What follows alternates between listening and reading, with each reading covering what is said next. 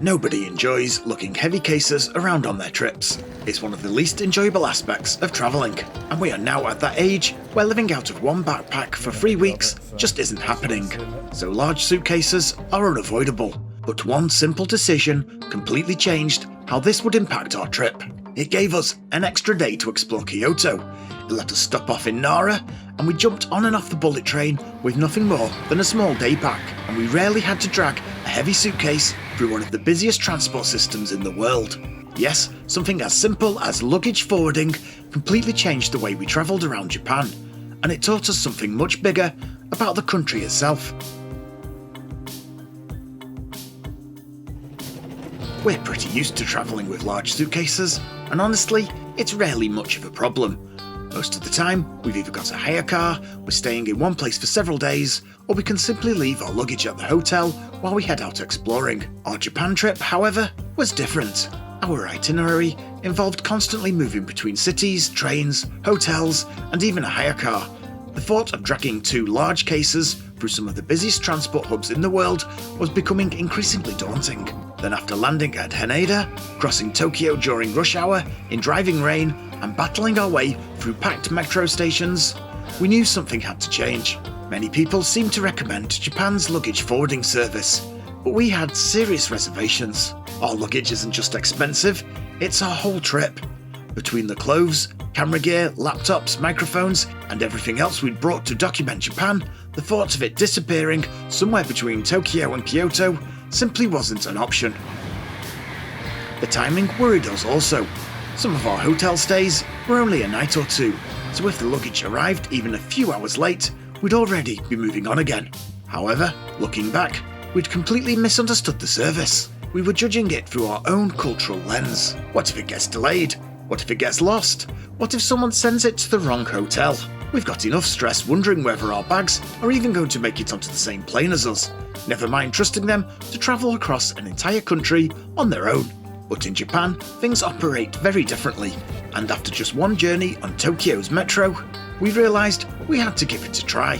And our first move from Tokyo to Kyoto seemed like the perfect opportunity to take the gamble.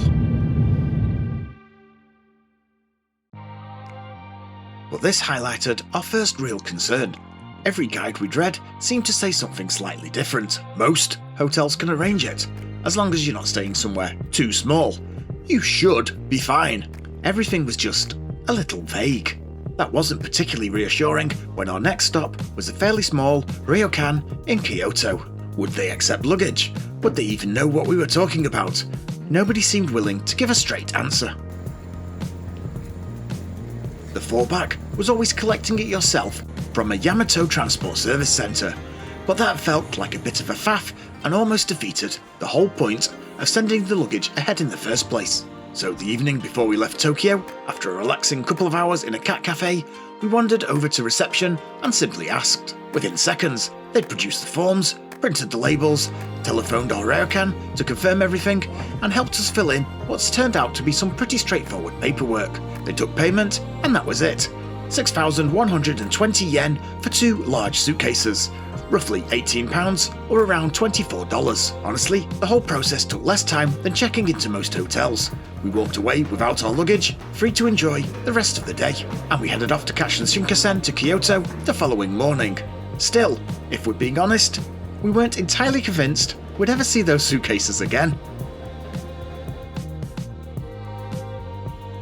The difference was immediate. The following morning, as we headed across Tokyo towards Shingawa Station, we had nothing more than our day packs. No dragging heavy suitcases through packed metro stations, no wrestling them up and down staircases, and no trying to find space on crowded platforms. We simply travelled. Boarding the Shinkansen was just as easy. While other passengers were trying to wrestle oversized cases into the luggage areas, we found our seats and put our feet up, simply enjoying one of the greatest train journeys in the world.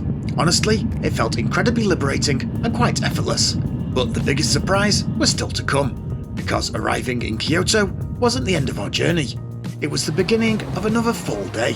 Instead of heading straight to the ryokan with our luggage, we headed straight out exploring. We climbed all the way through Fushimi Inara,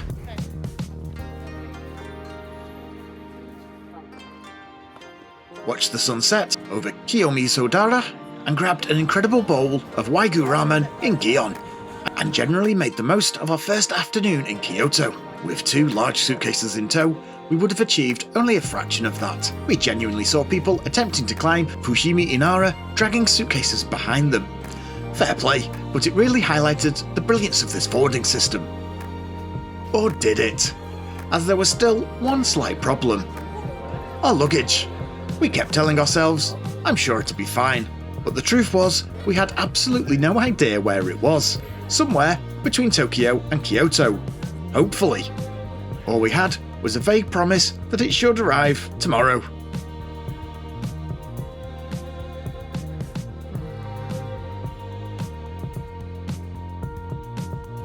But as we arrived at the ryokan that evening, there they were.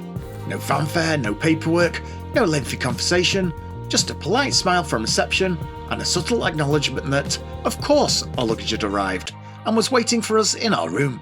It felt almost ordinary, and that's when it really dawned on us. This wasn't just a clever courier company, this was an entire culture making a service like this possible. Think about how many people must have handled those suitcases over the previous 24 hours. The hotel reception, collection driver, the sorting depot, long distance transport across Japan, another depot, another delivery driver, and finally the ryokan reception. At any point, one mistake and the whole system falls apart. But it didn't. Not one delay, not one phone call, not one problem. Everything simply worked. Looking back, we realised we'd been judging the whole idea through our own experiences travelling elsewhere. Back home, we'd immediately be wondering where the system would break down. The culture in the West can sometimes be a little bit, that'll do. Not everyone is as invested in doing the very best job they can. Sometimes the aim is simply to get through the shift, rather than worrying about the bigger picture, especially in lower skilled service roles. Now, that's a massive sweeping generalisation, and of course there are countless people who take enormous pride in their work, but we've all seen examples of the opposite too.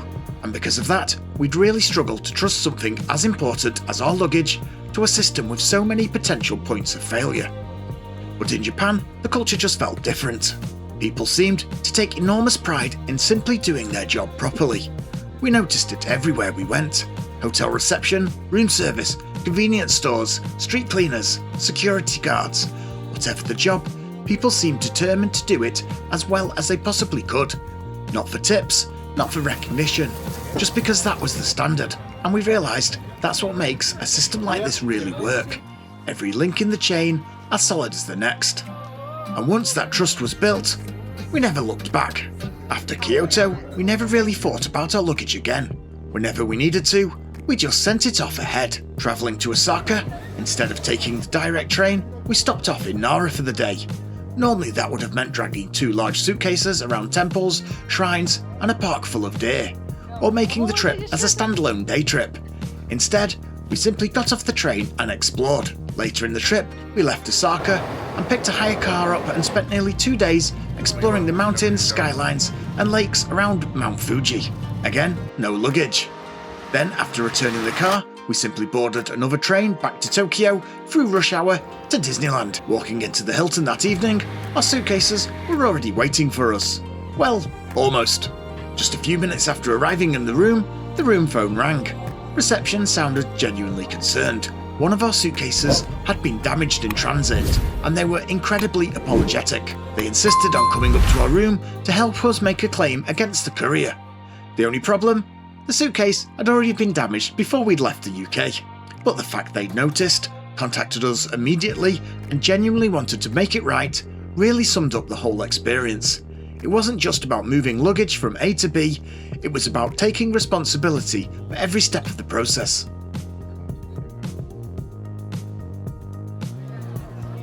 Looking back, it's difficult to overstate just how much difference this made. We didn't just stop dragging suitcases around, we started planning our trip differently. Suddenly, transfer days weren't wasted, they became sightseeing days. Stopping off somewhere for a few hours no longer meant hauling 20 kilos of luggage through stations, onto trains and across cities. We did, however, still see many people dragging huge cases around Japan, sometimes in the most ridiculous places. Maybe they didn't know this system existed. Maybe, like us, They simply didn't trust it enough to try, and honestly, we completely understand. A week earlier, we were exactly the same. But Japan changed our minds, consistently proving that things in Japan just work. Sure, there are luggage forwarding services in other countries, but we've never travelled anywhere that made us feel confident enough to build an entire itinerary around one. Japan did. So, if you're planning your own trip, our advice couldn't be simpler. Use it. Build your itinerary around it. You'll spend less time worrying about your luggage and far more time enjoying Japan. It genuinely changed how we travel, at least in Japan. If you've enjoyed this video, we'd love it if you subscribed and joined us as we continue exploring Japan and wherever the next adventure takes us. Thanks for watching.